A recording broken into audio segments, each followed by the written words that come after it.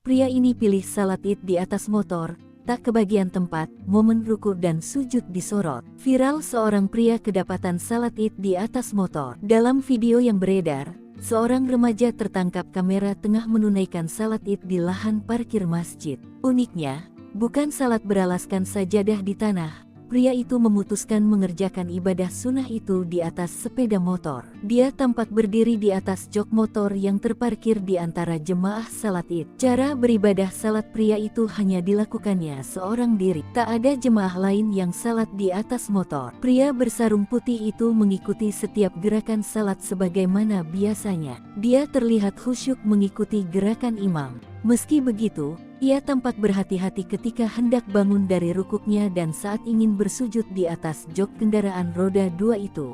Diduga pria itu melaksanakan salat Id di atas motor karena tak kebagian tempat sebab penuhnya jemaah. Namun, tidak disebutkan di mana lokasi pria yang sholat Id di atas motor tersebut. Seorang pemuda sholat Id di atas motor, tulis keterangan unggahannya. Aksi pria itu menuai berbagai respons dari warganet. Tak sedikit yang menanggapi kelakuan unik pria itu dengan komentar candaan.